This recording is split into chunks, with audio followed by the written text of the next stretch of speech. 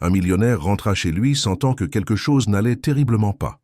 Au cœur de la nuit, il découvrit que sa mère était enfermée dans une armoire, cachée par sa propre belle-fille. Ce qui suivit exposa une vérité cruelle que personne ne pouvait plus nier. Si cette histoire vous a intéressé, n'oubliez pas de vous abonner à notre chaîne et dites-nous de quelle ville vous nous regardez. On continue. Le ciel de Fontainebleau était plus lourd que d'habitude en ce matin de juin. Les nuages bas semblaient toucher les toits des maisons anciennes et le vent froid apportait avec lui l'odeur d'une pluie imminente. Romain Dubois conduisait son 4x4 dans les rues sinueuses de la ville forestière, sentant dans sa poitrine une inquiétude qu'il ne parvenait pas à expliquer. Il avait quitté Paris 3 jours avant la date prévue, laissant des réunions importantes en suspens, ignorant les appels de ses associés et annulant des engagements qui, en d'autres circonstances, auraient été impératifs. Quelque chose en lui insistait sur le fait qu'il devait rentrer chez lui. Vers le manoir où il avait grandi, où sa mère vivait encore, où les souvenirs les plus doux et les plus douloureux de sa vie étaient regardés dans chaque pièce, dans chaque couloir. Romain n'était pas un homme d'intuition. Il était pratique, rationnel, habitué à prendre des décisions basées sur des chiffres et des faits concrets. Cependant, ces derniers jours, une sensation désagréable le poursuivait comme une ombre. Il se réveillait au milieu de la nuit, le cœur battant, en pensant à sa mère. Il essayait d'appeler, mais les conversations étaient toujours brèves, interceptées par Christine, sa femme, qui prenait le téléphone avec cette voix douce et maîtrisée, assurant que tout allait bien, que Madame Béatrice était juste fatiguée, qu'il n'avait pas besoin de s'inquiéter. Mais Romain s'inquiétait, et plus Christine essayait de le calmer, plus son angoisse grandissait. Le manoir des Dubois était une construction imposante du début du XXe siècle, érigée par son arrière-grand-père, sur un terrain privilégié, d'où l'on pouvait voir une partie de la ville et les collines couvertes par la forêt de Fontainebleau. 3 étages de pierre grise et de bois noble, de hautes fenêtres, avec des vitraux colorés, un vaste jardin qui avait été autrefois luxuriant et qui résistait maintenant avec dignité à l'abandon des dernières années. Romain se gara à l'entrée et coupa le moteur. Le silence qui envahit l'espace était presque oppressant. Il n'y avait pas le chant des oiseaux qui avaient l'habitude de le réveiller dans ses matinées d'enfance. Il n'y avait pas le son lointain de Madame Mercier, la gouvernante, discutant avec sa mère dans la cuisine. Il n'y avait pas de vie. Il descendit de la voiture et se dirigea vers la porte principale. La clé tourna dans la serrure avec un grincement familier, et la porte s'ouvrit sur le hall d'entrée. Tout était impeccable. Le sol en marbre brillait, les miroirs anciens reflétaient la faible lumière qui entrait par les fenêtres. Les vases en porcelaine étaient parfaitement positionnés. Mais quelque chose n'allait pas. Romain mit quelques secondes à identifier ce que c'était. Puis, il réalisa, la maison était différente, subtilement différente. Le tableau qui se trouvait au-dessus du buffet avait été changé. Auparavant, un portrait à l'huile de ses grands-parents, peint dans les années 50, y était accroché. Maintenant, il y avait une toile abstraite moderne, tout en nuances de gris et de noir. Le tapis persan qui couvrait le centre du hall avait disparu, remplacé par un modèle géométrique contemporain. Les vieilles photographies qui ornaient la table d'angle n'étaient plus là. Romain sentit son cœur se serrer. Ce n'était pas la première fois que Christine réorganisait la maison. Depuis leur mariage, 3 ans auparavant, elle menait ce qu'elle appelait une rénovation nécessaire. Elle disait que le manoir était magnifique, mais qu'il avait besoin de touches modernes, d'une mise à jour, d'une nouvelle vie. Au début, il avait même été d'accord. Après tout, la maison était figée dans le temps, pleine de meubles anciens et d'objets qui accumulèrent la poussière. Mais maintenant, en regardant autour de lui, Romain réalisait qu'il ne s'agissait pas seulement de rénovation. C'était un effacement. Chaque changement éliminait un morceau de l'histoire de la famille, et lui, plongé dans son travail, absent pendant des mois, avait permis que cela se produise. Une voix le tira de ses pensées.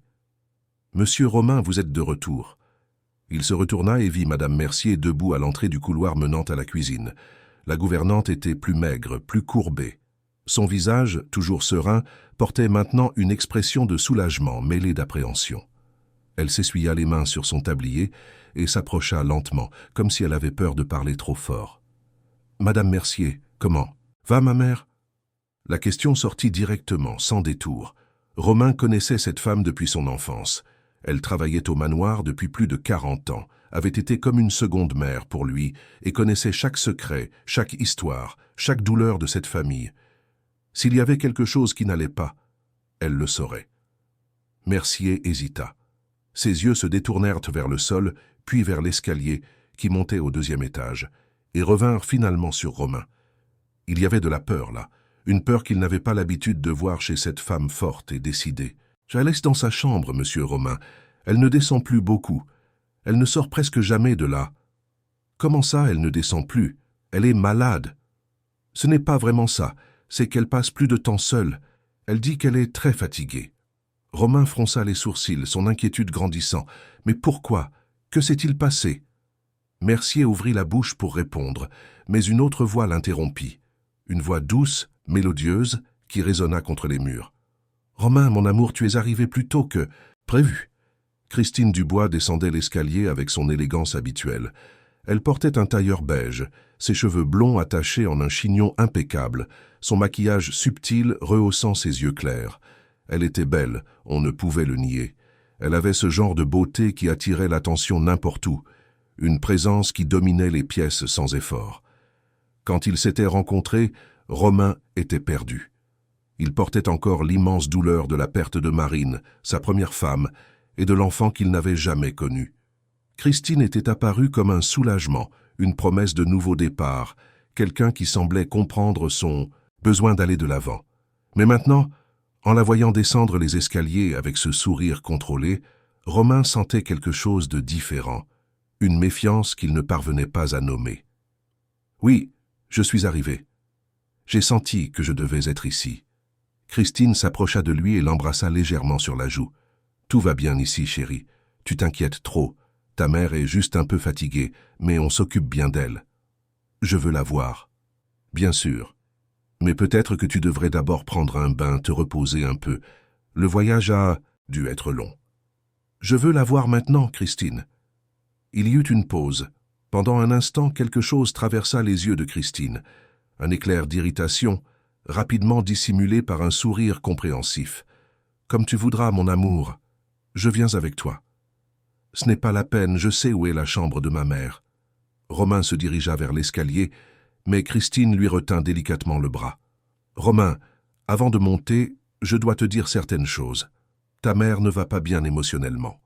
Elle a des moments de confusion, de profonde tristesse. Mercier et moi avons fait tout notre possible pour prendre soin d'elle, mais tu sais comment c'est.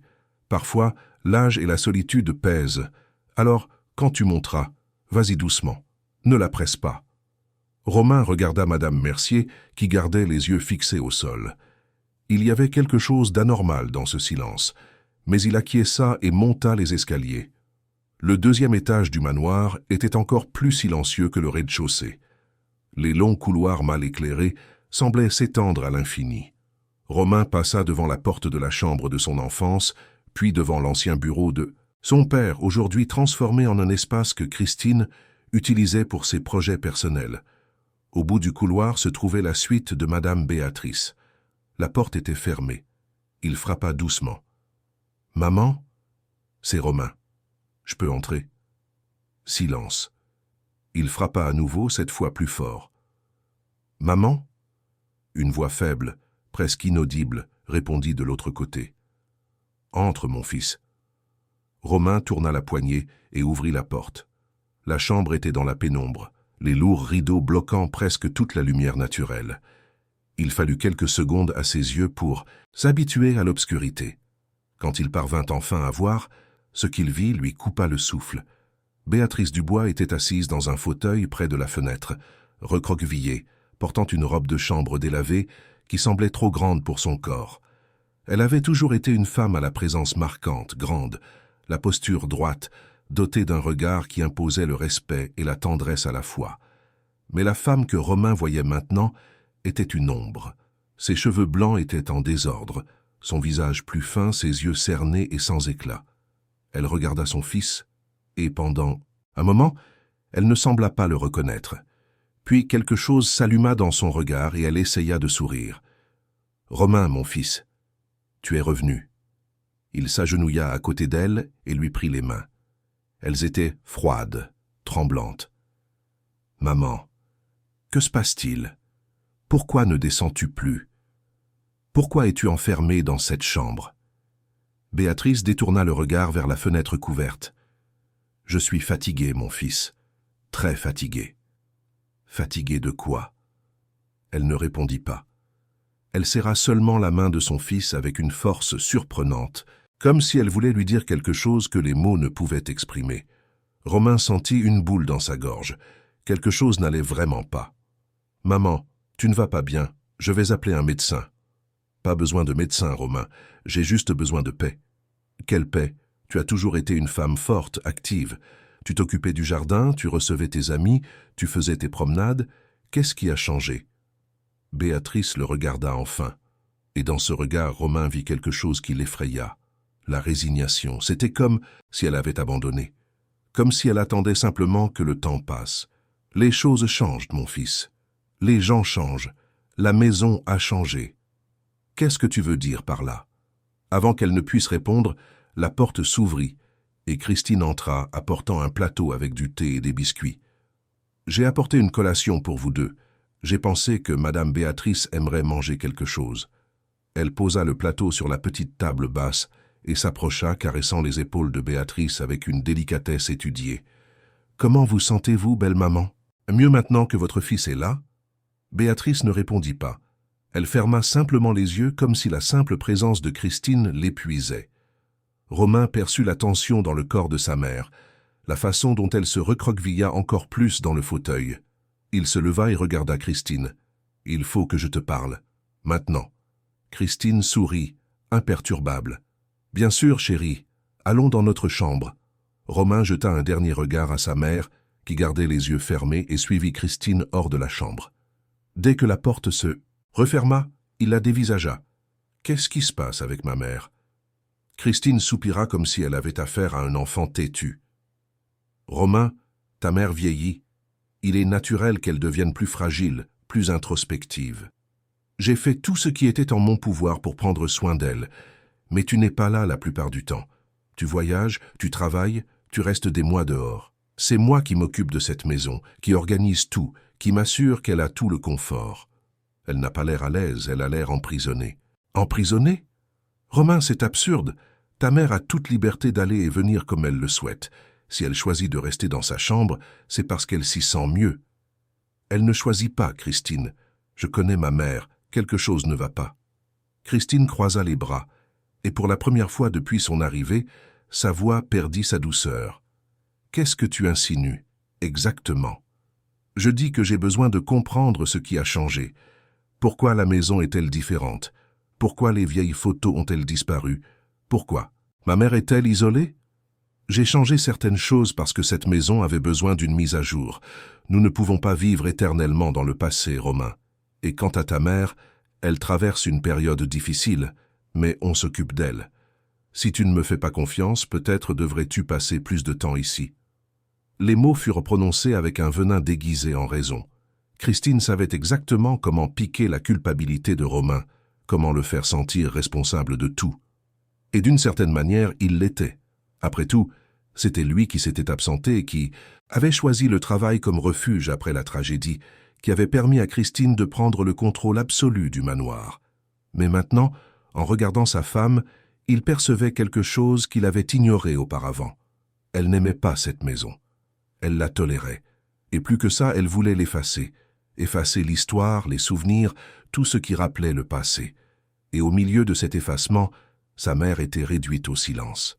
« Je vais passer plus de temps ici, Christine. Je vais m'occuper de ma mère personnellement. » Christine sourit, mais le sourire n'atteignit pas ses yeux. « Parfait. Je suis sûre que ça nous fera du bien à tous. » Elle se retourna et descendit les escaliers, laissant Romain seul dans le couloir. Il resta là quelques minutes, essayant de tout assimiler. Puis, il décida qu'il devait parler à Madame Mercier. Il descendit à la cuisine et la trouva en train de préparer le dîner, ses mouvements mécaniques, le visage fermé. « Mercier, j'ai besoin que vous soyez honnête avec moi. Qu'est-ce qui se passe avec ma mère ?» La gouvernante arrêta ce qu'elle faisait et regarda autour d'elle comme si elle craignait d'être entendue. « Monsieur Romain, je ne sais pas si je devrais. Vous pouvez me parler, vous avez toujours pu. » Mercier prit une profonde inspiration, les mots sortant dans un murmure urgent. « Votre mère ne va pas bien, monsieur, et ce n'est pas seulement de la fatigue. Depuis que Madame Christine est venue vivre ici, les choses ont changé. Au début, c'était de petits changements. Elle réorganisait les meubles, changeait les rideaux, disait qu'elle modernisait. Madame Béatrice essayait de participer, de donner son avis, mais elle était toujours ignorée. Puis, les photographies, les tableaux, les objets anciens ont commencé à disparaître. Votre mère était contrariée, mais elle ne disait rien. Je pense qu'elle ne voulait pas créer de conflit, ne voulait pas que vous vous sentiez au milieu d'une guerre. Et maintenant? Qu'est-ce qui a changé maintenant? Maintenant, elle ne sort presque plus de sa chambre. Les repas lui sont apportés. Elle ne reçoit plus de visites de ses anciennes amies. Madame Christine trouve toujours une excuse, dit que Madame Béatrice est indisposée, qu'elle ne veut voir personne. Mais je le vois, monsieur Romain, je vois le regard de votre mère. Elle est en train de s'éteindre. Romain sentit la colère monter dans sa poitrine. Pourquoi ne me l'avez-vous pas dit avant? Mercier baissa les yeux, honteuse. J'ai essayé, monsieur. Je vous ai appelé plusieurs fois, mais Madame Christine répondait toujours, disait qu'elle transmettrait le message. J'ai écrit des lettres, mais je n'ai jamais eu de réponse. Je pense qu'elle les a interceptées. Et j'avais peur. Madame Christine a clairement dit que si je créais des problèmes, je serais renvoyé. Et si je pars, qui s'occupera de Madame Béatrice? Romain posa la main sur l'épaule de la gouvernante. Vous avez fait ce que vous pouviez, mais maintenant je suis là, et je vais découvrir ce qui se passe. Cette nuit-là, Romain ne put dormir. Il resta allongé à côté de Christine, écoutant sa respiration calme et régulière, tandis que son propre esprit bouillonnait de questions. Quand l'horloge sonna 3 heures du matin, il se leva et se promena dans les couloirs sombres du manoir. Il alla à la bibliothèque, l'une des rares pièces qui conservait encore son essence originelle. Là, entre les étagères en acajou et les livres anciens, il se permit de se souvenir. Il se souvint de Marine. Sa Marine aux yeux doux et au rire facile. Elle n'était pas riche, ne venait pas d'une famille traditionnelle, mais elle avait un cœur immense. Quand il l'avait amenée pour rencontrer sa mère, Romain craignait que Madame Béatrice ne la rejette, qu'elle la considère comme inadéquate pour l'héritier des Dubois. Mais c'est le contraire qui s'est produit. Béatrice et Marine se sont immédiatement connectées. Elles passaient des après-midi entiers à discuter dans le jardin, à cuisiner ensemble, à rire d'histoires anciennes. Marine avait apporté la vie à cette maison, et Béatrice avait enfin la fille qu'elle avait toujours désirée. Et puis la tragédie est arrivée. Marine tomba enceinte, mais la grossesse fut compliquée dès le début. Il y eut des complications, des saignements, des hospitalisations. Le jour de l'accouchement, tout s'effondra. Marine et le bébé s'en allèrent, laissant un vide qu'aucun mot ne pouvait combler. Romain se referma. Il se plongea dans le travail, voyagea, évita la maison, évita sa mère, évita tout ce qui pouvait lui rappeler ce qu'il avait perdu, et Béatrice, qui aimait aussi Marine comme sa fille, se retrouva seule avec sa douleur. C'est dans ce vide que Christine est apparue. Ils s'étaient rencontrés lors d'un événement d'entreprise à Paris. Elle était responsable des relations publiques d'une grande société, éloquente, sophistiquée, pleine de projets et d'ambitions. Romain se laissa séduire. Ce n'était pas de l'amour, il le savait. C'était de la convenance, le besoin de ne pas être seul, le désir d'oublier. Quand il annonça leur mariage, Madame Béatrice ne dit rien. Elle le serra simplement dans ses bras et murmura « Sois heureux, mon fils ». Mais il ne fut pas heureux. Et maintenant, en se promenant dans cette bibliothèque silencieuse, Romain réalisait que sa mère, non. Plus, il sortit un des vieux albums de photos de l'étagère. Il l'ouvrit et vit des images de Marine, de sa mère, de lui-même, tous souriant à une époque qui semblait si lointaine.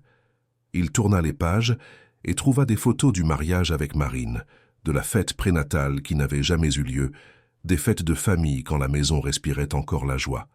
Et puis il remarqua quelque chose. Il n'y avait aucune photo de Christine là.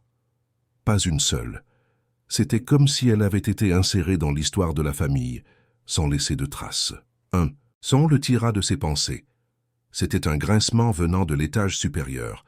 Romain ferma l'album et monta lentement les escaliers, essayant de ne pas faire de bruit. Le son venait du couloir du 2e étage, près de la chambre de Béatrice. Il s'approcha et vit une fente de lumière sous la porte. Quelqu'un était à l'intérieur. Romain s'approcha et colla son oreille à la porte. Il entendit des voix étouffées. L'une était celle de Christine, l'autre semblait être celle de sa mère. Mais elle était faible, tremblante. Il essaya d'ouvrir la porte, mais elle était verrouillée. Il frappa. « Christine ? Maman ?» Le silence tomba instantanément. Puis la voix de Christine répondit, sereine. « Romain, qu'est-ce que tu fais réveillé ? J'ai entendu un bruit. Tout va bien là-dedans ? Oui. Ta mère a fait un cauchemar. Je suis venu la calmer. Ouvre la porte. Pause. Elle dort maintenant, Romain. Mieux vaut ne pas la réveiller. Christine, ouvre cette porte. Il y eut le son de la clé qui tournait, et la porte s'ouvrit. Christine était là, en chemise de nuit, les cheveux détachés, une expression d'agacement mal dissimulée. Derrière elle, Romain vit sa mère allongée dans le lit, de dos, immobile. « Tu vois ? Elle va bien. Maintenant, retournons dans notre chambre et laissons-la se reposer. » Romain entra dans la chambre et s'approcha du lit. Béatrice semblait dormir, mais quelque chose n'allait pas. Son visage était tendu, ses lèvres serrées. Il toucha sa main, et elle ouvrit lentement les yeux.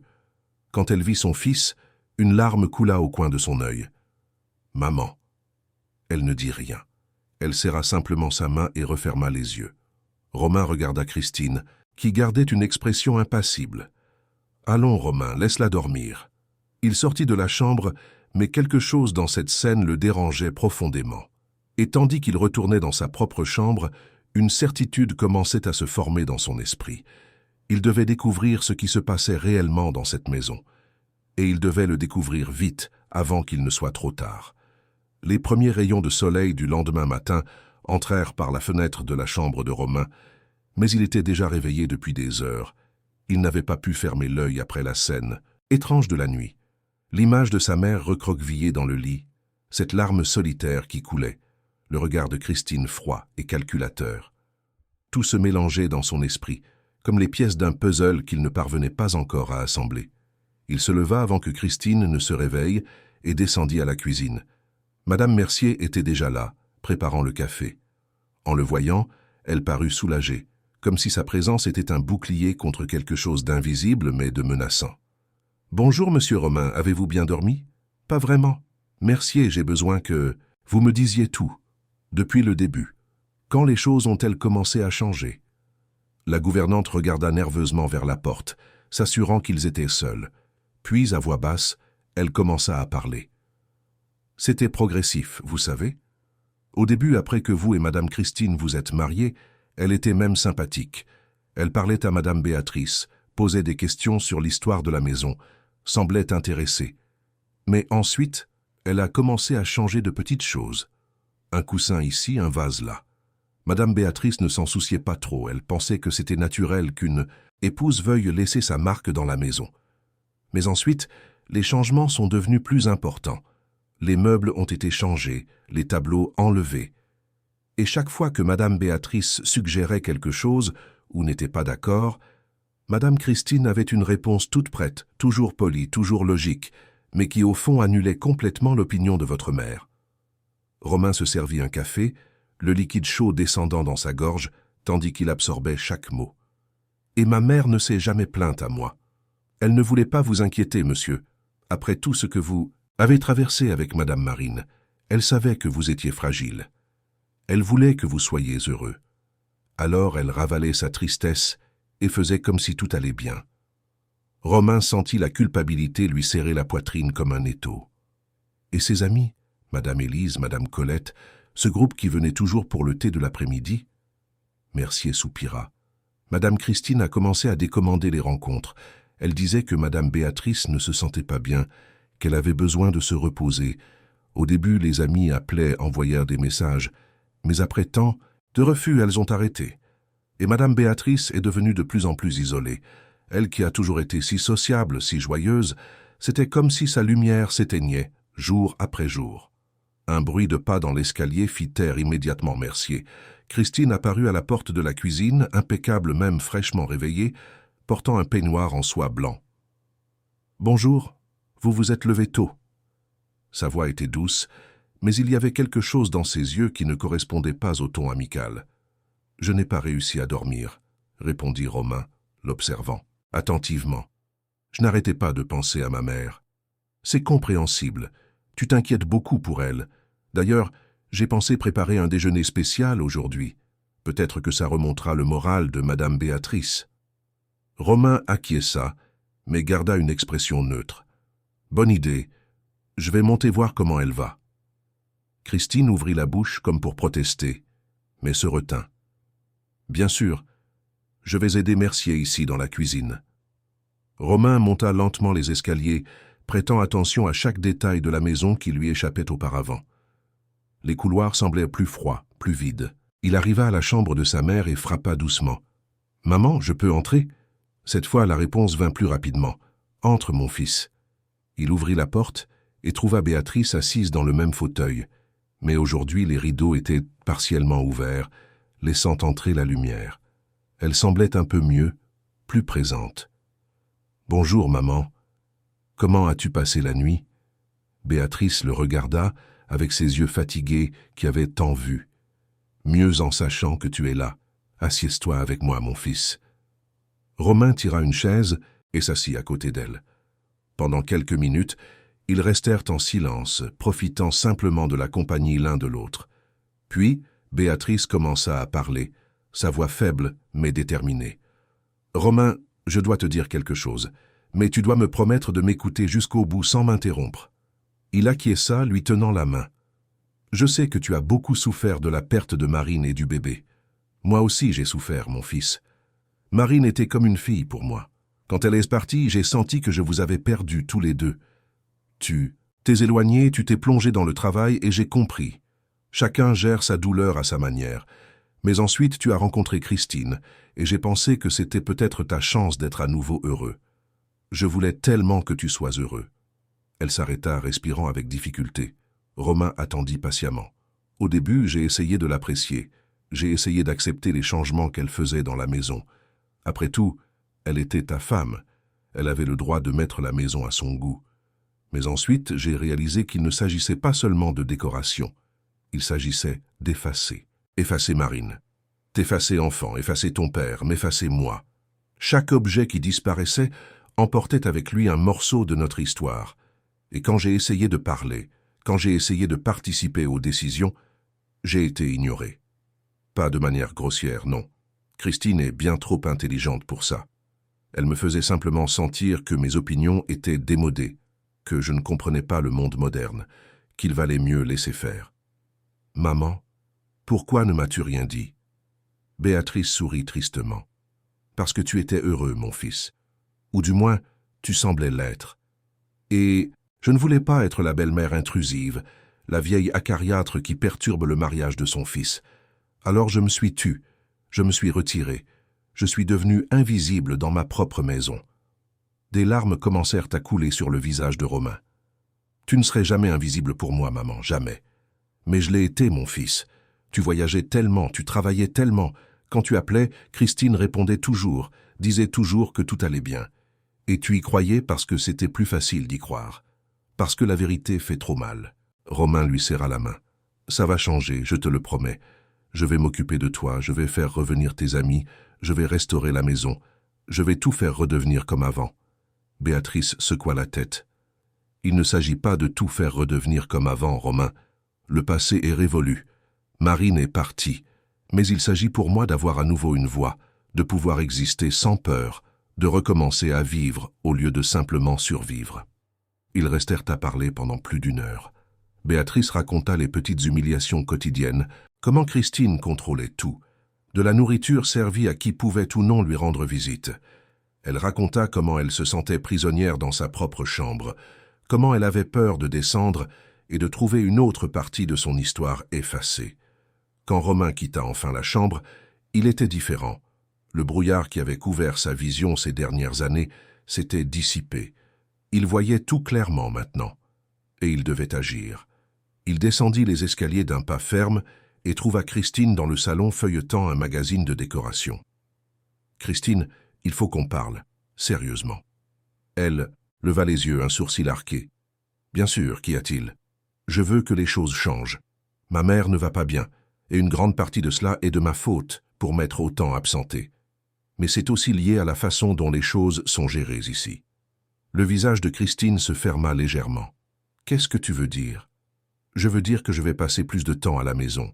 Je vais réorganiser mon emploi du temps professionnel. Et je veux que ma mère retrouve son autonomie. Elle va recommencer à recevoir ses amis. Elle va recommencer à participer aux décisions de la maison. Christine posa le magazine de côté, sa posture devenant plus rigide. « Romain, ta mère est fragile. Elle a besoin de soins, de repos. Il n'est pas sain de la surcharger de décisions et de visites fatigantes. C'est un médecin qui doit décider de ce qui est sain pour elle, pas toi. Et d'ailleurs, je vais lui prendre un rendez-vous dès aujourd'hui. Romain, tu exagères, je m'occupe très bien de ta mère. Vraiment? Il fit un pas en avant. Alors explique-moi pourquoi elle est pratiquement recluse dans sa chambre. Pourquoi ses amis ne viennent plus ici? Pourquoi tous les objets qui avaient une signification pour elle ont disparu? Christine se leva, les yeux brillants d'une colère contenue. J'ai modernisé cette maison parce qu'elle tombait en ruine, coincée dans le passé. J'ai fait ce que tu n'as pas eu le courage de faire. Et quant aux amis de ta mère, elles ont cessé de venir parce qu'elles-mêmes ne voulaient plus les recevoir. Mais bien sûr, maintenant je suis la méchante de l'histoire. Je ne dis pas que tu es méchante. Je dis que les choses vont changer. C'est la maison de ma mère et elle va recommencer à s'y sentir chez elle. Christine eut un sourire froid. C'est aussi ma maison, Romain. Je suis ta femme ou tu l'as déjà oublié? Je n'ai pas oublié. Mais ça ne te donne pas le droit d'effacer l'histoire de ma famille. Le silence qui suivit fut lourd. Christine le fixa pendant de longues secondes, puis prit son sac. « Je dois sortir. J'ai des rendez-vous. On en reparlera plus tard quand tu seras plus calme. » Elle sortit, claquant la porte assez fort pour faire trembler les cadres sur le mur. Romain resta là, le cœur battant à tout rompre. Il savait qu'il venait de franchir une ligne, que les choses entre lui et Christine ne seraient plus jamais les mêmes. Mais il savait aussi qu'il avait fait ce qu'il fallait. Dans les jours qui suivirent, Romain mit son plan à exécution avec la détermination de celui qui avait enfin vu la vérité. Il appela les anciennes amies de Béatrice, expliquant qu'elle allait mieux et serait ravie de les recevoir. De l'autre côté du fil, Madame Élise, la plus vieille amie de sa mère, se mit à pleurer. « Romain, mon garçon, ça fait si longtemps. Nous avons essayé plusieurs fois, mais on nous disait toujours que Béatrice ne pouvait pas recevoir de visite. Nous avons commencé à penser qu'elle ne voulait plus de notre compagnie. Non, Madame Élise, ma mère a toujours voulu votre compagnie. Il y a eu un malentendu, mais maintenant tout est réglé. Pouvez-vous venir vendredi après-midi? » La voix de la dame était étranglée par l'émotion. « Oui, je viendrai, mon cher, et j'amènerai les autres aussi. Elle nous a tellement manqué. » Il prit rendez-vous avec le docteur Fernand, un médecin de confiance de la famille qui connaissait Béatrice depuis des décennies. Il commença à remettre en place certains des objets anciens que Christine avait rangés au grenier, découvrant de plus en plus de trésors cachés.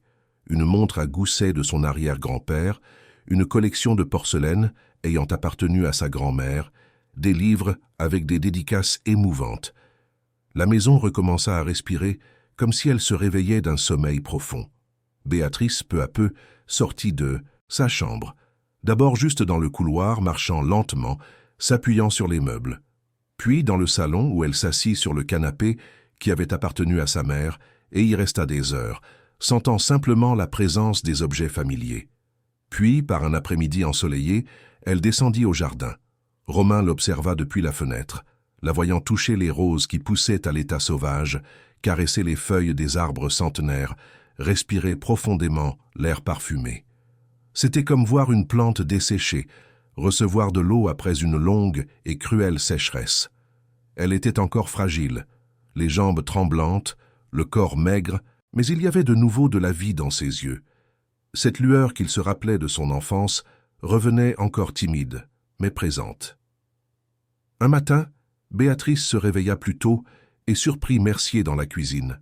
« Mercier, ma chère, aujourd'hui je vais faire le gâteau à la semoule de maïs, celui que Romain a toujours adoré. » La gouvernante faillit laisser tomber la tasse qu'elle tenait. « Madame Béatrice, vous êtes sûre? Ça fait si longtemps. »« J'en suis sûre. J'ai besoin de recommencer à faire les choses que j'aime. Et ça fait bien trop longtemps que je n'ai pas cuisiné dans cette maison. » Les deux femmes passèrent la matinée dans la cuisine et l'odeur du gâteau cuisant se répandit dans le manoir comme une étreinte chaleureuse. Romain descendit, attiré par l'arôme, et trouva sa mère les mains couvertes de farine, souriant d'une manière qu'il n'avait pas vue depuis des années. « Cette odeur, c'est ton gâteau préféré, mon fils. J'ai pensé qu'il était temps de faire revivre certaines traditions. » Il la serra dans ses bras, sentant pour la première fois depuis longtemps que les choses pourraient vraiment s'améliorer. Christine, en revanche, devint de plus en plus distante et hostile. Elle passait de longues périodes hors de la maison, disant qu'elle avait des réunions de travail, des projets urgents, des engagements impératifs. Quand elle était à la maison, elle maintenait une cordialité glaciale, ne parlant que le strict nécessaire, les lèvres toujours pincées en une ligne fine. Ses repas étaient pris dans sa chambre ou à l'extérieur. Elle évitait les espaces où se trouvaient Romain et Béatrice, comme si leur simple présence la dérangeait profondément. Un soir, alors que Romain était dans la bibliothèque à organiser de vieux papiers, Mercier frappa à la porte avec une expression inquiète. « Monsieur Romain, je dois vous montrer quelque chose. C'est important. » Elle le conduisit à une petite pièce au fond de la maison, une ancienne salle de couture que plus personne n'utilisait depuis des années. La porte grinça en s'ouvrant, révélant un espace poussiéreux et oublié. Là, empilés sans aucun soin ni organisation, se trouvaient des dizaines de photographies aux verres brisés, des tableaux aux cadres éraflés, des objets personnels jetés comme des déchets sans valeur.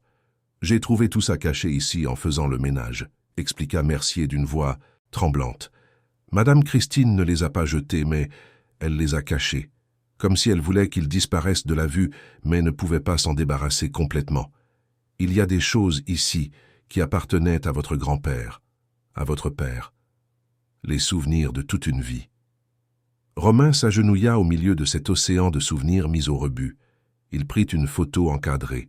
C'était du jour de son mariage avec Marine. Tous deux souriant radieusement, elle dans une robe simple mais magnifique, lui en costume bleu marine, Béatrice à leur côté avec des larmes de joie coulant sur son visage. La photo était froissée dans un coin, comme si quelqu'un avait essayé de la détruire, mais avait abandonné au dernier moment. Son cœur se serra si fort qu'il dut s'asseoir par terre. Comment quelqu'un peut-il faire ça au souvenir d'une autre personne? Mercier s'agenouilla à côté de lui, posant une main sur son épaule. Certaines personnes ne comprennent pas que pour construire quelque chose de nouveau, il n'est pas nécessaire de détruire ce qui existait avant. Madame Christine, elle voulait que cette maison soit seulement à elle, à sa manière. Elle voulait effacer tout ce qui n'était pas comme elle l'imaginait. Romain passa ses doigts sur la photo, nettoyant la poussière qui la recouvrait. « Nous allons tout remettre à sa place, chaque photo, chaque objet. Nous allons rendre son âme à cette maison. » Ils passèrent toute la nuit à restaurer le manoir. Mercier nettoyait soigneusement chaque objet, tandis que Romain les replaçait aux endroits qu'il se rappelait de son enfance. L'horloge murale de l'arrière-grand-père retourna dans la salle à manger. Les porcelaines de la grand-mère réintégrèrent le vaisselier. Les portraits de famille furent à nouveau accrochés dans le couloir du deuxième étage. Chaque photo du mariage avec Marine trouva une place spéciale. Romain n'essayait pas de vivre dans le passé, mais d'honorer la mémoire, de reconnaître que ces personnes et ces moments faisaient partie de ce qu'il était. Quand le soleil se leva, projetant des rayons dorés à travers les fenêtres du manoir, la maison semblait avoir remonté le temps. Pas complètement, car cela serait impossible, mais suffisamment pour que l'essence de la famille Dubois, avec toute son histoire, ses joies et ses peines, soit à nouveau présente. La maison recommençait à raconter des histoires. Béatrice descendit pour le petit déjeuner et s'arrêta au milieu du hall, regardant autour d'elle avec les yeux pleins de larmes qui coulaient librement sur son visage ridé. « Mon Dieu, mon fils, tu as tout ramené, tu as ramené notre histoire. » Romain la serra fort dans ses bras, sentant son corps fragile contre le sien. « Oui, maman, et ce n'est que le début. Vendredi, tes amis viennent pour le thé, et la semaine prochaine, nous irons chez le médecin pour un bilan complet. » Béatrice prit le visage de son fils entre ses deux mains, le regardant droit dans les yeux. « Merci, mon fils. Merci de me voir à nouveau, de me faire exister à nouveau. » Mais tandis que mère et fils s'étreignaient dans le hall illuminé par la lumière du matin, aucun des deux ne remarqua Christine en haut de l'escalier, partiellement cachée derrière la colonne de marbre, observant la scène avec une expression qui mêlait une colère profonde, une frustration croissante et quelque chose de plus dangereux et de plus sombre. Ses doigts s'enfonçaient dans la paume de ses mains avec une telle force qu'ils laissèrent des marques. Elle avait perdu le contrôle qu'elle avait tant travaillé à obtenir, chaque mouvement calculé pendant 3 ans maintenant défait en quelques jours. Et les gens comme Christine, habitués à manipuler et à contrôler, n'acceptent pas de perdre sans se battre. Ils n'acceptent pas simplement d'abandonner et de passer à autre chose. Si elle ne pouvait pas avoir le contrôle, personne d'autre ne l'aurait. Et c'est à ce moment-là, en voyant mère et fils réunis à nouveau, que quelque chose de sombre et de définitif se forma dans son esprit. Le vendredi, comme promis, les amis de Béatrice arrivèrent pour le thé. Madame Élise fut la première, apportant un gâteau à l'orange qui était la spécialité de sa maison. Madame Colette suivit de près, avec un bouquet de fleurs de son jardin. Madame Marianne, la plus jeune du groupe, apporta une boîte de chocolat belge. Toutes s'embrassèrent et pleurèrent en voyant Béatrice, commentant combien elle était plus mince mais avec des yeux plus vifs. « Béatrice, ma chère, tu nous as tellement manqué, » dit Madame Élise, en tenant les mains de son amie. « Vous m'avez manqué aussi, plus que vous ne pouvez l'imaginer. » Elles s'installèrent dans le salon, où Mercier avait préparé une belle table avec la porcelaine, ancienne de la famille.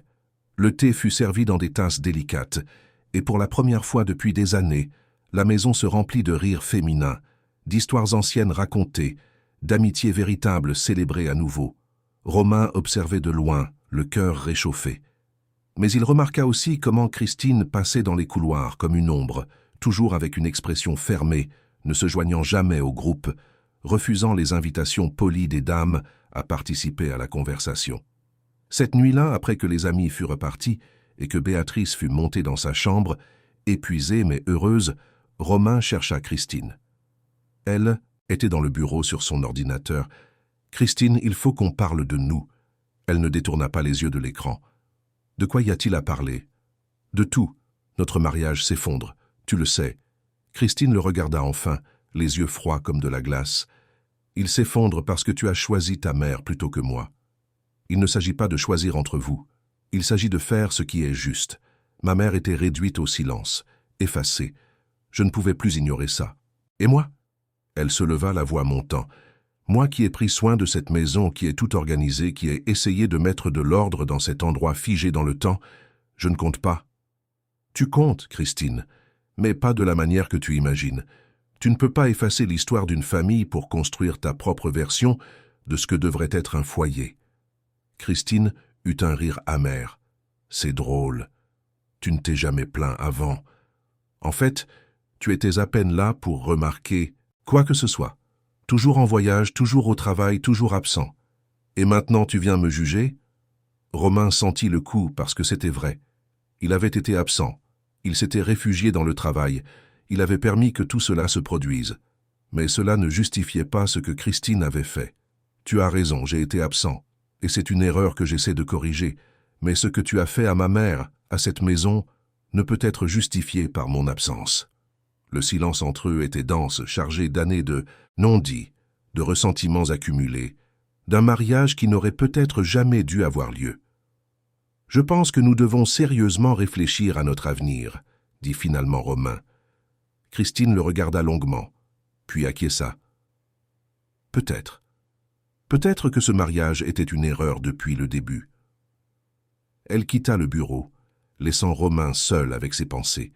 Il savait qu'un divorce était inévitable. Mais il savait aussi qu'avec Christine, rien ne serait simple. Elle n'accepterait pas de perdre sans essayer de reprendre le contrôle d'une manière ou d'une autre. Les jours qui suivirent furent tendus comme une corde sur le point de se rompre. Christine et Romain se parlaient à peine, ne communiquant que par des phrases courtes, nécessaires, chargées d'une hostilité mal dissimulée.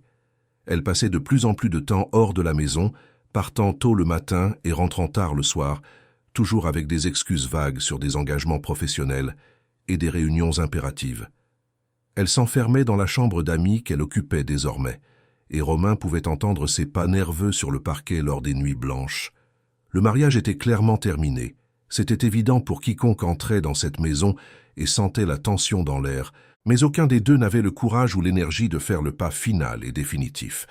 C'était comme s'ils attendaient tous les deux que l'autre cède le premier, que quelqu'un ait le courage de prononcer les mots finaux qui scelleraient officiellement la fin. Béatrice, en revanche, s'épanouissait comme une rose qui reçoit enfin le soleil après des mois dans l'ombre. Avec ses amis revenant régulièrement pour les thés de l'après-midi, remplissant la maison de rires et de conversations animées, avec Romain présent et attentif à chaque détail de son bien-être, avec la maison retrouvant son identité et son histoire à travers les objets restaurés et les photographies replacées, elle semblait rajeunir de jour en jour. Les rides autour de ses yeux semblaient moins profondes. Sa posture se redressait progressivement, l'éclat revenait dans son regard. C'était comme assister à la résurrection d'une personne de ses cendres. Le médecin qui l'examina lors d'une consultation de routine, le docteur Fernand, qui la connaissait depuis plus de 20 ans, fut véritablement impressionné par la transformation dont il était témoin. « Madame Béatrice, vous allez bien mieux que ce à quoi je m'attendais en recevant votre demande de consultation. Les examens sont tous dans la norme. Pression artérielle excellente, glycémie contrôlée, cœur qui bat fort. Vous avez juste besoin de prendre un peu de poids, de récupérer votre musculature et de continuer vos promenades quotidiennes dans le jardin. » Elle sourit largement, un sourire qui illuminait tout son visage, tenant la main de Romain avec force et affection. « Je me sens à nouveau vivante, docteur Fernand. Après avoir simplement existé pendant si longtemps, je vis enfin à nouveau. C'est incroyable, presque miraculeux, comme la bonne compagnie, le véritable amour et un foyer accueillant font une profonde différence dans la santé d'une personne. Le corps répond quand l'âme va bien. » Un mardi pluvieux avec un ciel gris et lourd sur Fontainebleau, Romain était dans son bureau à organiser des documents quand il reçut un appel d'un numéro inconnu. « Monsieur Dubois, je m'appelle Édouard Thomas. Je vous appelle au nom de votre femme, Christine Dubois. Elle m'a engagé pour la représenter dans la procédure de divorce. » Romain soupira profondément, fermant les yeux. C'était attendu, c'était inévitable, mais cela faisait quand même mal de reconnaître la fin officielle de quelque chose dans lequel il avait investi des espoirs, aussi minces soient-ils. « Je comprends. Je vais engager mon propre avocat et nous prendrons contact bientôt. Il y a une autre chose, monsieur Dubois, » continua l'avocat d'un ton professionnel, mais légèrement gênant. « Ma cliente demande un partage considérable des biens matrimoniaux, y compris un pourcentage substantiel du manoir familial. » « Comment ça ?» La colère commença à bouillonner en Romain. « Le manoir appartient à ma famille depuis des générations. C'est un héritage familial, pas un bien matrimonial. Mais votre femme y a vécu pendant 3 ans en tant que maîtresse de maison, contribuant à son entretien et à son administration. Elle estime avoir droit à une compensation juste pour ses services. » Romain sentit la colère monter comme de la lave. « Dites à votre cliente que mes avocats prendront contact, et dites-lui aussi qu'elle a choisi le mauvais combat. » Il raccrocha le téléphone avec force, l'appareil glissant presque de ses mains tremblantes. Alors Christine voulait une partie du manoir. Après tout ce qu'elle avait fait, la souffrance qu'elle avait causée, elle avait encore l'audace de vouloir arracher un morceau de l'héritage familial. Il devait parler à Madame Mercier. Il descendit au jardin et la trouva en train d'arroser les fleurs, ses mouvements méthodiques et apaisants. « Mercier, je dois vous demander quelque chose d'important. Avez-vous gardé une trace de ce qui s'est passé ici ces dernières années? Une preuve concrète de la façon dont ma mère a été traitée ?» La gouvernante arrêta ce qu'elle faisait, regarda autour d'elle pour s'assurer qu'ils étaient seuls, puis acquiesça lentement. « Oui, monsieur, j'ai gardé des traces. Je ne savais pas si ce serait utile un jour, mais mon instinct me disait de documenter les choses. Pour avoir des preuves, si un jour c'était nécessaire. » Elle le conduisit à sa petite chambre au fond de la maison, une pièce simple mais organisée. De sous son lit, elle tira une vieille boîte à chaussures usée. À l'intérieur se trouvaient des cahiers d'écoliers remplis de notes manuscrites, des photos prises discrètement et même quelques enregistrements audio sur son vieux téléphone portable.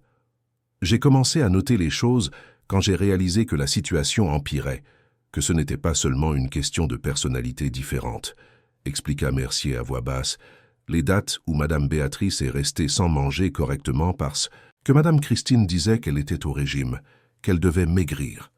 Les fois où ses amis ont appelé pour lui rendre visite et ont été conduites avec des excuses.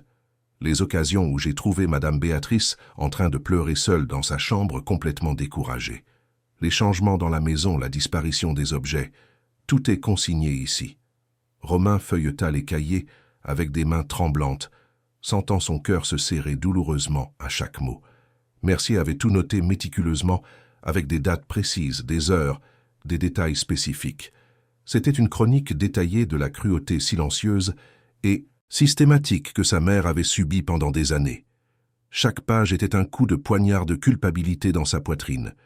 Mercier, c'est extrêmement important. Je vais devoir montrer ça à mon avocat. Êtes-vous prête à témoigner si nécessaire? Faites ce que vous avez à faire, monsieur. Je voulais juste protéger Madame Béatrice. Elle ne méritait rien de tout ça. Cette nuit-là, après que la pluie eut cessé et que les étoiles eurent commencé à apparaître timidement, Romain chercha sa mère. Elle était sur la véranda arrière, enveloppée dans un châle de laine, observant les étoiles comme elle le faisait quand il était enfant. « Maman, je dois te parler du divorce. » Béatrice acquiesça, comme si elle savait déjà, comme si elle attendait cette conversation. « Christine veut une partie de la maison, n'est-ce pas ?» Sa voix était calme, résignée. « Comment le sais-tu ?»« Parce que c'est ce que font les gens comme elle, mon fils. Ils ne peuvent pas simplement partir et recommencer. Ils ont besoin de prendre quelque chose, d'arracher quelque chose, de laisser une cicatrice permanente. » Romain s'assit à côté d'elle sur la chaise en « Causier, je ne la laisserai pas faire. Cette maison est à toi, à moi, à notre famille. Elle ne prendra rien d'ici. J'en suis certain. » Béatrice prit la main de son fils avec ses mains fines et froides. « Sois juste prudent, Romain. Christine est intelligente et vengeresse. Quand des gens comme ça perdent le contrôle, quand ils sentent qu'ils sont en train d'être vaincus, ils font tout pour causer le plus de dégâts possible. Il ne s'agit plus de gagner, mais de détruire. » Dans les jours qui suivirent, l'atmosphère dans le manoir devint encore plus lourde et suffocante. Christine savait que Romain avait engagé des avocats et que la bataille juridique ne faisait que commencer.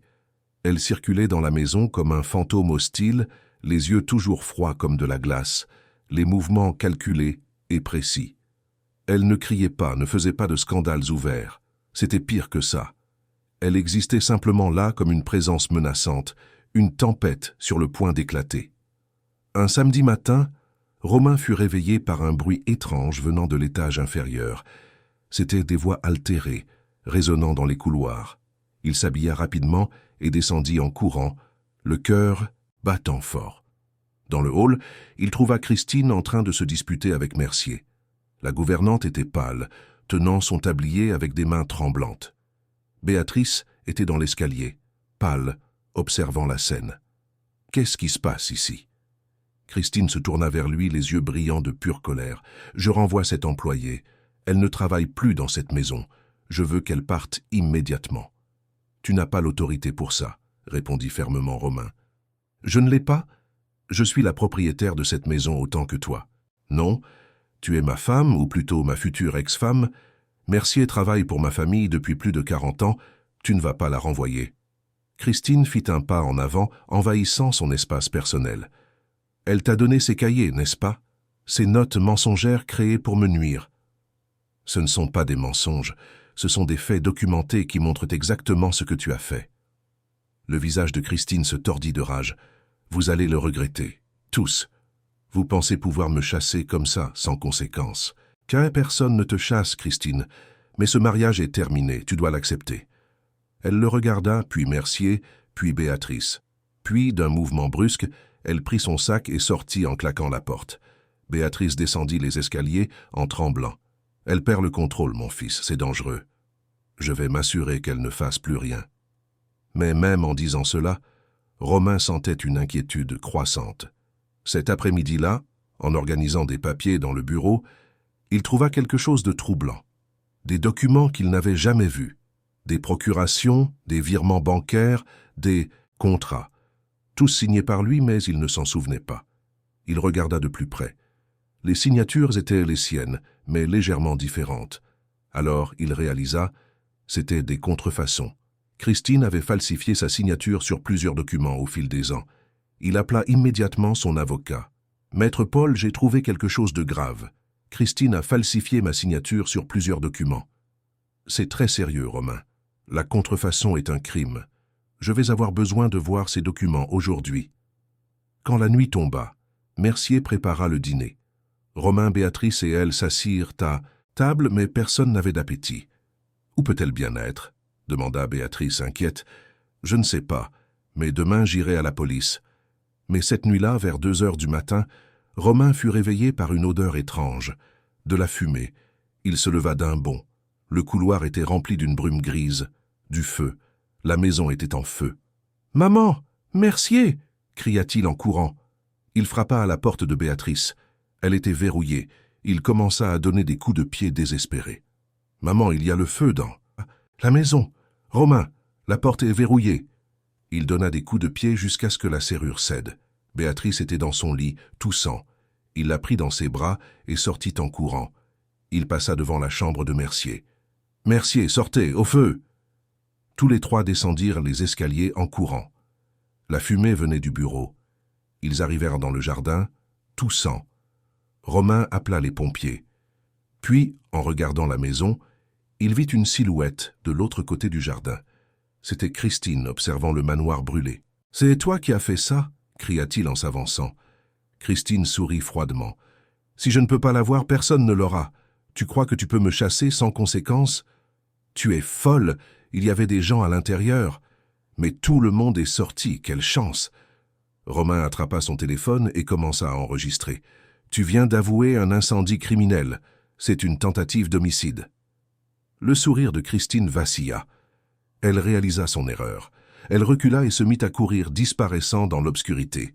Les pompiers arrivèrent et maîtrisèrent le feu. Le bureau fut détruit, une partie de la bibliothèque endommagée, mais ils sauvèrent le manoir. Romain montra l'enregistrement à la police. Un mandat d'arrêt fut émis. Christine fut retrouvée 2 heures plus tard en train d'essayer de prendre un bus. Elle fut arrêtée et emmenée au commissariat. Dans les jours qui suivirent, toute la vérité éclata. Les contrefaçons, l'isolement de Béatrice, l'incendie criminel. Christine fut inculpée de multiples crimes. Elle perdit tout. Romain et Béatrice commencèrent à réparer les dégâts. C'était symbolique. Ils reconstruisaient non seulement la maison, mais aussi leur propre vie. Un après-midi, en supervisant les travaux, Romain vit sa mère dans le jardin en train de discuter avec ses amis. Elle souriait.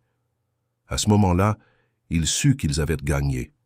Pas contre Christine, mais contre le silence, contre l'oubli. Béatrice aperçut son fils qui la regardait et lui fit un signe de la main. Il lui répondit, sentant qu'il était exactement là où il devait être.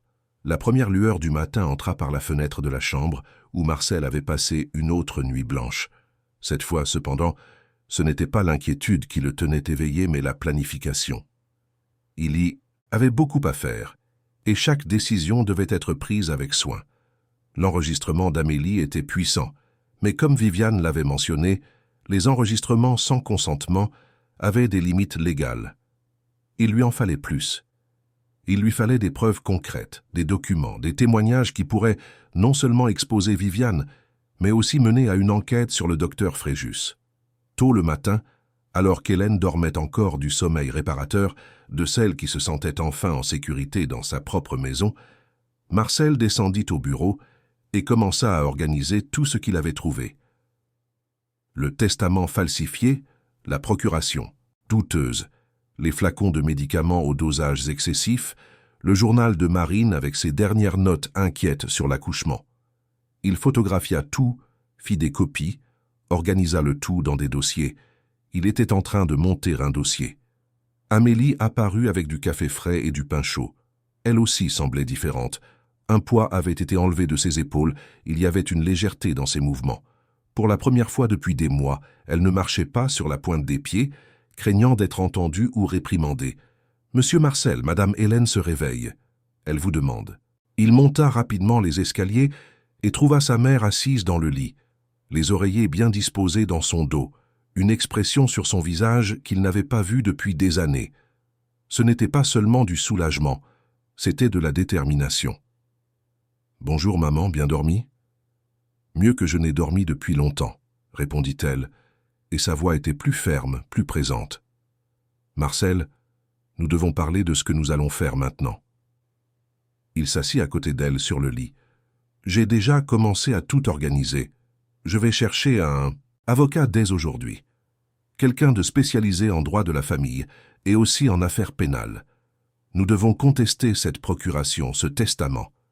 Et nous devons ouvrir une enquête sur ce qui est arrivé à Marine. Hélène prit la main de son fils, ses yeux embués mais fermes. J'aurais dû me battre davantage. Quand Viviane a commencé à m'isoler, à me donner des médicaments, j'aurais dû résister plus fort. Mais j'étais si fatigué, Marcel, si fatigué de la douleur, de la solitude. Après avoir perdu Marine et le bébé, quelque chose en moi est mort aussi. Et quand tu t'es éloigné, quand tu t'es plongé dans le travail et que tu m'as laissé seul ici, j'ai simplement abandonné. Maman, tu n'es coupable de rien. C'est moi qui aurais dû être présent. J'aurais dû voir ce qui se passait. Nous avons tous les deux failli l'un envers l'autre. Mais maintenant, nous avons la chance de réparer ça. Et je veux faire plus que simplement me rétablir, Marcel. Je veux la justice. Pour Marine, pour ce bébé innocent, pour nous. À ce moment-là, Marcel vit la femme forte que sa mère avait toujours été, la matriarche qui dirigeait cette maison avec amour et fermeté, qui avait élevé un fils seul après être devenue veuve, qui avait construit des ponts entre les générations. Elle était de retour, et cette fois, il ne la laisserait pas seule. Les jours qui suivirent furent intenses. Marcel engagea Anne-Sophie Moreau, une avocate respectée à Paris, connue pour son travail dans des affaires familiales complexes et pour ne pas avoir peur d'affronter des adversaires puissants. Quand elle entendit toute l'histoire, vit les preuves recueillies et écouta l'enregistrement, ses yeux brillèrent avec la détermination de quelqu'un qui savait être face à une affaire qui pourrait changer des vies. « C'est grave », dit-elle assise dans le salon du manoir, ses documents étalés sur la table. « Très grave. La falsification de documents, la médication inappropriée, tout cela serait déjà suffisant pour des poursuites civiles et potentiellement pénales. Mais si nous parvenons à prouver qu'il y a eu une négligence médicale intentionnelle dans le cas de votre première femme, nous parlons d'homicide. Le docteur Fréjus pourrait perdre sa licence médicale. Il pourrait être emprisonné. « Et Viviane ?» demanda Marcel. « Si nous prouvons qu'elle était au courant et qu'elle a participé activement à la planification, elle pourrait également être inculpée comme complice. Mais nous devons être prudents. Les gens comme ça ont généralement des avocats tout aussi habiles, et ils se battront avec acharnement. Peu m'importe le temps que ça prendra ou combien ça coûtera. Je veux la justice. » Anne-Sophie acquiesça. « Alors commençons. D'abord, nous allons demander l'invalidation de la procuration et du testament. J'aurai besoin que Madame Hélène passe un examen médical complet, avec des médecins de ma confiance, pour documenter l'état dans lequel elle se trouve après la médication excessive. Nous devrons également exhumer le dossier de l'accouchement de Marine, demander les dossiers médicaux complets, engager des experts pour analyser s'il y a eu erreur médicale. » Hélène, qui était assise dans son fauteuil préféré, un que Viviane avait tenté d'enlever mais qu'Amélie avait caché au grenier et qui était maintenant de retour dans le salon, parla d'une voix ferme. « Faites ce qui est nécessaire. Je n'ai pas peur d'affronter ça. Pour Marine, pour mon petit-fils, je ferai n'importe quoi. » Tandis que la procédure judiciaire commençait à se dérouler, quelque chose d'autre se passait à l'intérieur du manoir. C'était comme si la maison était lentement restaurée, non seulement physiquement mais spirituellement. Marcel et Amélie travaillèrent ensemble pour ramener les objets qui avaient été enlevés. Le piano retourna dans la salle de musique. Les vieux tableaux furent à nouveau accrochés au mur. Les photographies reprirent leur place. Chaque pièce qui revenait était comme une bouffée de vie nouvelle dans ces pièces. Hélène, de son côté, se rétablissait de manière surprenante. Sans la médication excessive, son esprit était de plus en plus clair. Elle commença à sortir de sa chambre, à se promener dans le jardin, à reprendre de petites activités qu'elle aimait. Elle se remit à peindre, chose qu'elle n'avait pas faite depuis des années. Ses aquarelles commencèrent à apparaître dans la maison, des paysages doux au ton pastel, différents des œuvres sombres qu'elle avait créées pendant les mois sous le contrôle de Viviane. Un après-midi, 3 semaines après l'expulsion de Viviane, Eulalie, l'amie de longue date d'Hélène, se présenta à la porte. Amélie l'avait contacté discrètement, expliquant qu'il était maintenant sûr de venir, que les choses avaient changé. Quand Eulalie vit Hélène dans le jardin, peignant à l'ombre d'un vieux pommier, des larmes coulèrent sur son visage. « Hélène, mon amie, je pensais t'avoir perdue. » Les deux femmes s'étreignirent longuement, et c'était comme si des années de solitude forcée se dissolvaient à ce moment-là. Bientôt, d'autres vieilles amies commencèrent à revenir. La maison recommença à recevoir des visites, à avoir des voix, des rires, de la vie. L'été de l'après-midi reprirent. Le jardin, autrefois négligé, fut revitalisé, et Hélène recommença à s'occuper personnellement de ses fleurs préférées. Marcel, observant tout cela, ressentait un mélange de joie et de regret. Joie de voir sa mère renaître, mais regret pour tout le temps perdu, pour tous les signes qu'il avait ignorés. Un soir, assis avec elle sur la véranda sous le ciel étoilé de Fontainebleau, il exprima enfin ce qu'il ressentait. « Maman, je suis désolé, pour tout, pour ne pas avoir vu ce qui se passait, pour m'être éloigné, pour avoir fait entrer Viviane dans nos vies. » Hélène lui prit la main, son contact maintenant plus ferme, plus vivant. « Marcel, tu souffrais. Je le comprends maintenant plus que jamais. Quand nous perdons quelqu'un que nous aimons, surtout de manière si traumatisante, nous nous perdons aussi. Tu t'es perdu dans la douleur et je me suis perdu dans ma propre tristesse. Viviane a vu ça et en a profité. Mais la faute n'est pas la tienne, mon fils, c'est la sienne. Malgré tout, j'aurais dû être plus fort. Marine aurait été plus forte. Marine était spéciale, dit Hélène, sa voix douce mais pleine d'émotion. Elle illuminait cette maison. Et oui, elle aurait vu clair dans le jeu de Viviane immédiatement. Mais Marine n'est plus là, Marcel. Et aussi douloureux que ce soit, nous devons l'accepter et continuer. Non par obligation, mais parce que c'est ce qu'elle aurait voulu. Parfois, je me demande si j'aurai la force d'aimer à nouveau. Vraiment. Après Marine, après Viviane, après tout. Tu l'auras. Quand le moment sera venu, quand tu trouveras quelqu'un qui mérite vraiment ton cœur. Mais ne te presse pas. Guéris-toi d'abord. Apprends à vivre à nouveau. Et quand l'amour arrivera, tu le sauras. Cette conversation marqua un tournant pour Marcel. Il réalisa qu'il était prisonnier non seulement du passé, mais aussi de la peur. Peur de ressentir, peur de se connecter, peur d'être à nouveau vulnérable. Mais en observant sa mère qui avait tant traversé et qui trouvait pourtant la force de vivre pleinement, il commença à comprendre que le vrai courage n'était pas d'éviter la douleur, mais de choisir de vivre malgré elle. Pendant ce temps, l'enquête progressait. Anne-Sophie avait obtenu les dossiers médicaux de l'accouchement de Marine, et des experts analysaient chaque détail. Les découvertes étaient troublantes, il y avait des incohérences dans les procédures adoptées, des décisions médicales discutables, une hâte inexplicable à pratiquer la césarienne, alors qu'il n'y avait pas d'indication claire pour cela. Le rapport d'expertise conclut qu'il y avait de forts indices de négligence médicale et peut-être quelque chose de plus sinistre. L'Ordre des médecins ouvrit une enquête contre le docteur Fréjus.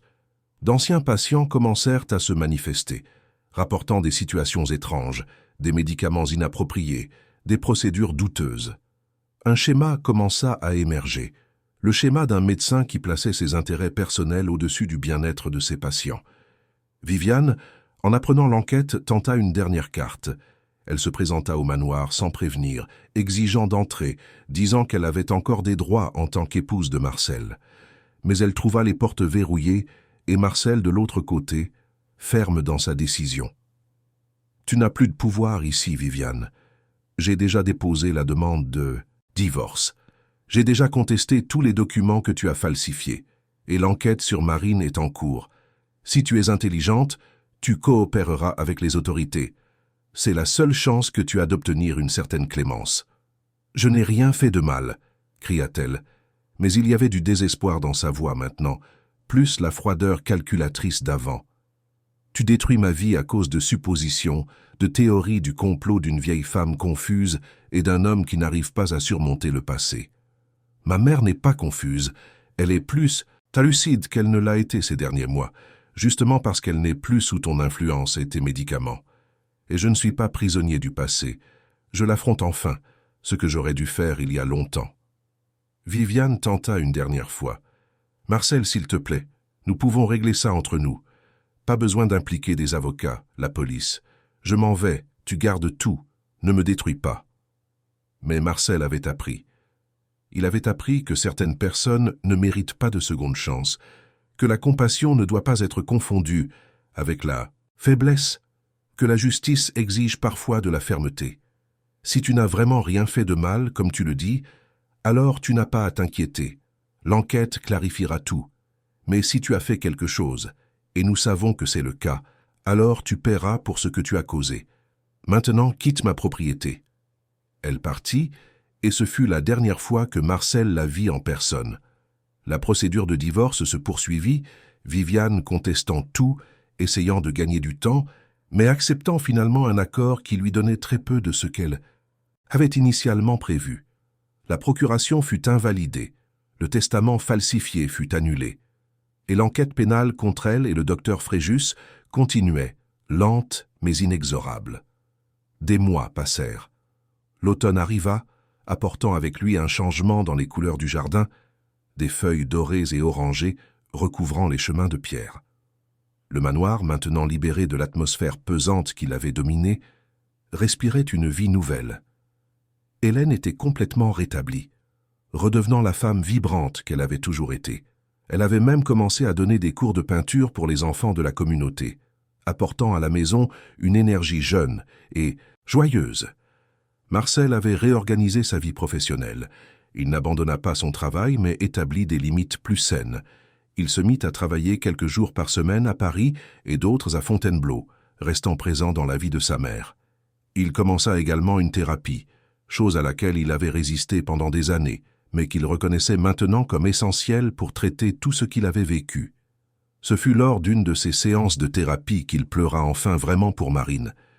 Pas les larmes contrôlées qu'il avait versées auparavant, mais un pleur profond, libérateur, de quelqu'un qui se permettait enfin de ressentir toute l'étendue de sa perte. Et avec la douleur vint aussi l'acceptation. Marine était partie, mais l'amour qu'ils avaient partagé, le temps qu'ils avaient eu ensemble, les souvenirs, tout cela restait, non pas comme une chaîne qui le retenait, mais comme un cadeau qui avait façonné ce qu'il était.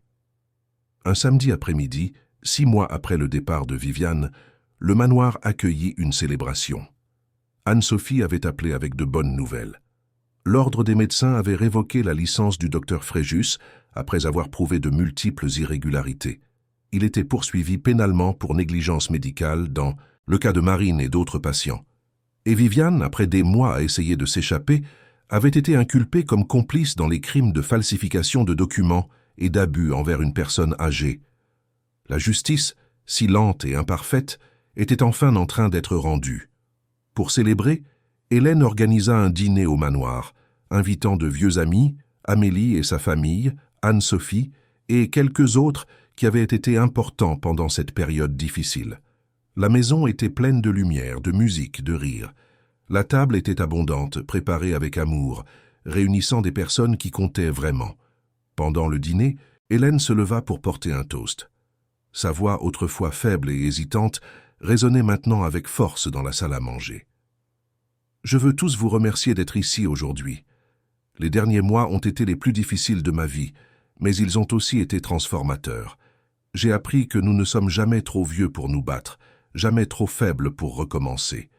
J'ai appris que la vraie force réside dans le fait de demander de l'aide, d'accepter l'amour, de ne pas abandonner même quand tout semble perdu. » Elle regarda Marcel, ses yeux brillants de larmes de gratitude. « Mon fils m'est revenu, et je suis revenu à moi-même, et ensemble, nous avons réussi à transformer ce qui aurait pu être une fin tragique en un nouveau départ. » Puis, elle regarda Amélie. « Et toi, ma chère amie, qui ne m'a jamais abandonné même quand il aurait été plus facile de le faire, tu as risqué ton emploi, ta sécurité, pour me protéger. Je ne l'oublierai jamais. » Amélie, les larmes coulant sur son visage, se leva et serra Hélène dans ses bras. Et à ce moment-là, il fut clair pour tous dans la pièce qu'elles n'étaient pas employeurs et employés. Elles étaient des sœurs d'âme, unies par une épreuve qui aurait pu les détruire, mais qui les avait rendues plus fortes. Le dîner se poursuivit tard dans la nuit, avec des conversations profondes et des moments de légèreté. Des histoires du passé furent partagées, mais sans tristesse, seulement avec la douce mélancolie de ceux qui honorent ceux qui sont partis. Et pour la première fois depuis des années, le nom de Marine fut prononcé à voix haute dans cette maison, non pas avec une douleur paralysante, mais avec amour et gratitude. Dans les semaines qui suivirent, Marcel fit quelque chose qu'il avait reporté. Il se rendit au cimetière où Marine était enterrée, à côté de la petite tombe de son fils, qui n'avait jamais reçu de nom, mais qui avait maintenant une simple pierre tombale avec les mots « Notre ange qui a à peine touché la terre, mais qui habitera toujours nos cœurs ». Marcel s'assit sur l'herbe, le dos appuyé contre un arbre voisin, et parla. Il parla à Marine de tout ce qui s'était passé, de Viviane, de la justice qui était en train d'être rendue, de la façon dont il avait manqué de la voir une dernière fois de son vivant, de la façon dont il s'était perdu après son départ. « Je ne sais pas si tu peux m'entendre, » dit-il, la voix étranglée, « mais j'ai besoin que tu saches que je ne t'ai jamais oublié, ni toi, ni notre fils. Vous êtes ici. » Il toucha sa poitrine, sur son cœur. « Vous y serez toujours, et je promets d'honorer votre mémoire en vivant de la manière dont tu aurais voulu que je vive, avec courage, avec amour, avec une présence véritable. » Le vent souffla doucement, faisant bruisser les feuilles de l'arbre au-dessus de lui, et pendant un instant, Marcel ressentit une paix qu'il n'avait pas ressentie depuis des années. Ce n'était pas la fin de la douleur, celle-ci ne disparaîtrait jamais complètement. Mais c'était l'acceptation, le pardon à soi-même, la permission d'aller de l'avant sans culpabilité. De retour au manoir, il trouva sa mère dans le jardin, arrosant les fleurs que Marine avait plantées des années auparavant. Ces fleurs qui, contre toute attente, continuaient de fleurir à chaque printemps. Elle adorait ces roses, dit Hélène en caressant un des pétales roses. Elle disait qu'elles étaient résistantes, qu'elles survivaient même lorsqu'elles étaient négligées. Je crois qu'elle avait raison. Marcel se joignit à elle pour s'occuper du jardin. Il ne dit rien, il travailla simplement aux côtés de sa mère, les mains dans la terre, se connectant à quelque chose de plus grand qu'eux. Et dans ce silence partagé, plein de compréhension et d'amour, ils trouvèrent la guérison. Les mois se transformèrent en une année. L'enquête pénale suivait son cours, mais Marcel apprit à ne pas laisser cela consumer sa vie. Il avait fait sa part, il avait cherché la justice, et maintenant, il faisait confiance au système pour faire ce qui était juste. Son objectif était de vivre, de reconstruire, d'être présent. Hélène s'épanouit de manière impressionnante. Non seulement elle retrouva sa santé physique et mentale, mais elle semblait plus radieuse qu'elle ne l'avait été même avant tout le traumatisme. Il y avait une sagesse dans ses yeux maintenant, une compréhension profonde que la vie, aussi difficile soit-elle, vaut toujours la peine d'être vécue pleinement. Elle commença à écrire un livre, les mémoires de sa vie, de sa famille, des leçons apprises. Ce n'était pas pour publication, disait-elle, mais pour les générations futures, pour que ses petits-enfants, s'ils venaient un jour à exister, sachent d'où ils venaient, connaissent les histoires qui avaient forgé cette famille. Marcel, de son côté, commença lentement à s'ouvrir à la possibilité de nouvelles relations. Il ne cherchait pas activement, mais il ne se fermait plus non plus. Il se permettait de rencontrer des gens, de se faire des amis, de laisser les choses couler naturellement. C'est lors d'une exposition d'art à Paris qu'il rencontra Brigitte. Elle était conservatrice d'un petit musée, passionnée d'art contemporain français, avec un rire contagieux et une manière simple de voir la vie. Il n'y eut pas de coup de foudre, pas de drame. Juste une connexion tranquille, une conversation qui coulait naturellement, un intérêt mutuel sincère. Ils commencèrent à se voir occasionnellement, sans pression, sans attente. Marcel lui parla de Marine, de tout ce qui s'était passé, et Brigitte écouta sans jugement, avec une empathie sincère. Elle n'essaya pas de rivaliser avec un souvenir, n'essaya pas d'effacer le passé. Elle accepta simplement que cela faisait partie de ce qu'était Marcel. Et lentement, très lentement, Marcel sentit quelque chose qu'il pensait ne plus jamais ressentir, l'espoir en un avenir qui inclurait l'amour, la camaraderie, peut-être même une famille. Ce n'était pas la même chose qu'avec Marine, c'était différent, plus mature, plus conscient. Mais c'était réel, et c'était bon. Quand il emmena enfin Brigitte rencontrer Hélène, des mois après avoir commencé à se voir, il était nerveux. Non pas parce qu'il craignait le jugement de sa mère, mais parce que cela représentait quelque chose de significatif. C'était admettre qu'il allait de l'avant, qu'il permettait à quelqu'un de nouveau d'entrer dans son cœur et dans la vie de sa famille. Hélène accueillit Brigitte avec une chaleur sincère. Les deux femmes parlèrent d'art, de la vie, de petites choses et de grandes questions. Et quand Brigitte partit, Hélène prit les mains de son fils et dit « Elle est spéciale, Marcel, d'une manière différente de Marine, mais spéciale quand même.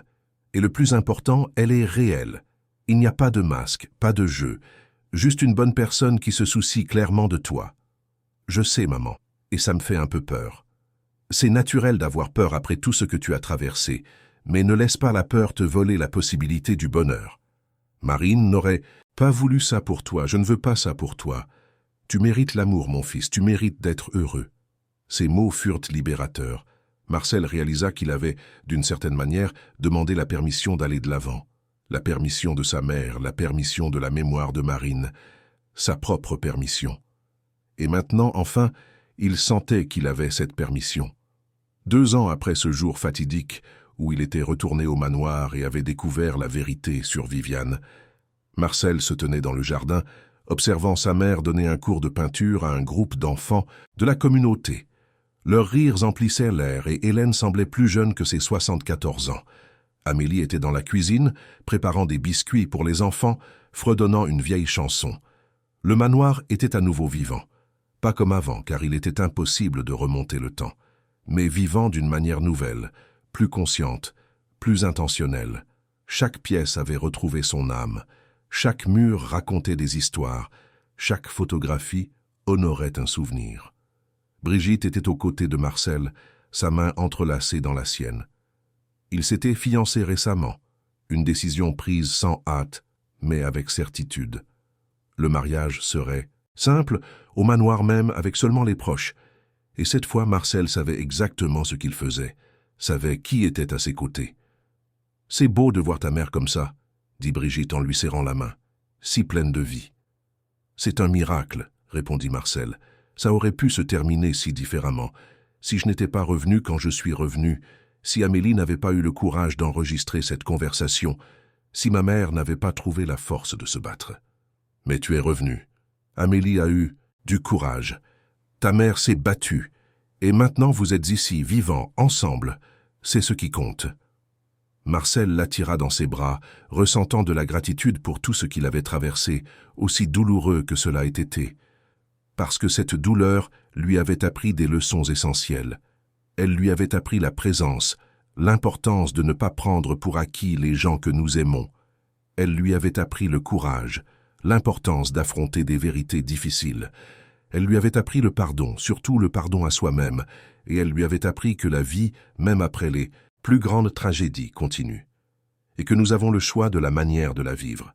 Nous pouvons nous enfermer dans des armoires émotionnelles, nous isoler dans notre douleur, permettre à d'autres de contrôler notre récit. Ou nous pouvons nous battre, nous pouvons chercher de l'aide, nous pouvons choisir de vivre pleinement, en honorant ceux que nous avons perdus, en vivant de la meilleure façon possible. En ce doré après-midi, avec le soleil commençant à se coucher sur les jardins de Fontainebleau, Marcel regarda autour de lui et ressentit quelque chose qu'il n'avait pas ressenti depuis longtemps. Le contentement. Non, pas le bonheur superficiel de celui qui ignore les problèmes, mais le contentement profond de celui qui a affronté ses démons, cherché la justice, pris soin des siens, et qui pouvait enfin se reposer en sachant qu'il avait fait ce qui était juste. Le manoir, qui avait failli devenir un tombeau pour sa mère, était maintenant à nouveau un foyer plein de lumière, d'amour, de mémoires honorées et d'avenir prometteur. Les portes étaient ouvertes, les rideaux tirés, les fleurs s'épanouissaient. Et quelque part Marcel aimait à penser. Marine souriait. Souriait en voyant que la maison qu'elle avait tant aimée était à nouveau vivante. Souriait en voyant Hélène forte et radieuse. Souriait en voyant Marcel enfin en paix, enfin capable d'aimer à nouveau, enfin vivant au lieu de simplement exister. La justice avait été rendue. Viviane purgeait sa peine pour ses crimes. Le docteur Fréjus ne pratiquerait plus jamais la médecine. Les documents falsifiés furent annulés. La vérité avait triomphé. Mais plus important que la justice légale était la justice émotionnelle qui avait été atteinte. Le pardon, la guérison, la reconnexion. la restauration non seulement d'une maison mais d'une famille, de vie, de but. Alors que le soleil se couchait complètement et que les premières étoiles commençaient à apparaître dans le ciel de Fontainebleau, Marcel fit une dernière promesse silencieuse, la promesse de ne plus jamais s'absenter, de ne plus jamais prendre pour acquis les bénédictions qu'il avait, de vivre chaque jour avec intention et présence. La vie lui avait donné une seconde chance, et cette fois, il ne la gaspillerait pas. Le manoir, avec toutes ses histoires, toutes ses douleurs et ses joies, resterait debout. Les générations futures marcheraient dans ses couloirs, planteraient des fleurs dans ses jardins, aimeraient dans ses chambres, vivraient leurs propres histoires.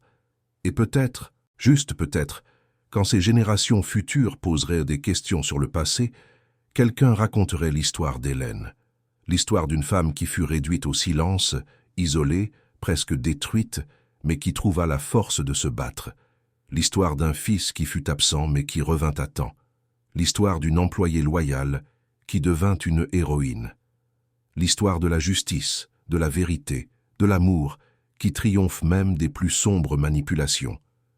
Et cette histoire serait un rappel qu'il n'est jamais trop tard pour se battre, jamais trop tard pour chercher la vérité, jamais trop tard pour choisir la vie plutôt que la résignation. Parce qu'en fin de compte, ce qui nous définit, ce ne sont pas les tragédies que nous affrontons, mais la manière dont nous choisissons d'y répondre. Et Marcel, Hélène et tous ceux qui les aimaient avaient choisi de répondre avec courage, avec amour, avec une détermination inébranlable que la lumière triompherait toujours des ténèbres. Et ainsi, tandis que la nuit couvrait le manoir de Fontainebleau de son manteau d'étoiles, à l'intérieur de ces vieux murs, il n'y avait que la paix de ceux qui ont mené le bon combat, de ceux qui ont cherché et trouvé la justice, de ceux qui ont appris que le vrai foyer n'est pas seulement un lieu, mais les personnes qui l'habitent et l'amour qui le remplit. L'histoire de Marcel et Hélène, qui commença par la douleur et faillit se terminer en tragédie, avait trouvé sa véritable fin. Non pas une fin de conte de fées où tout est parfait, mais une fin réelle, où les blessures existent encore mais cicatrisent, où les souvenirs douloureux coexistent avec de nouvelles joies, où la vie continue dans toute sa complexité et sa beauté. Et cela, en fin de compte, était tout ce qui comptait. Fin de l'histoire, chers auditeurs. Nous espérons que l'histoire de Marcel, d'Hélène et de la lutte contre la manipulation de Viviane a profondément touché vos cœurs. Si vous avez été émus par la force d'Hélène, par le courage d'Amélie, par le parcours de guérison de Marcel, laissez un like, abonnez-vous à la chaîne et dites-nous dans les commentaires quel moment vous a le plus marqué. Cette histoire nous rappelle quelque chose d'essentiel. Il n'est jamais trop tard pour se battre pour ceux que nous aimons. Il n'est jamais trop tard pour chercher la vérité. Et nous ne devrions jamais sous-estimer le pouvoir de la présence véritable dans la vie de ceux qui comptent. Chaque jour, nous vous apportons des histoires intenses comme celle-ci, qui révèlent le côté le plus profond de l'âme humaine, qui nous font réfléchir sur nos propres vies et choix. Des histoires qui non seulement divertissent, mais qui transforment, qui enseignent, qui nous rappellent d'être plus attentifs, plus présents, plus courageux. Nous vous attendons au prochain épisode avec un autre récit qui vous émouvra et vous inspirera. D'ici là, prenez soin de ceux que vous aimez et ne cessez jamais de vous battre pour ce qui est juste.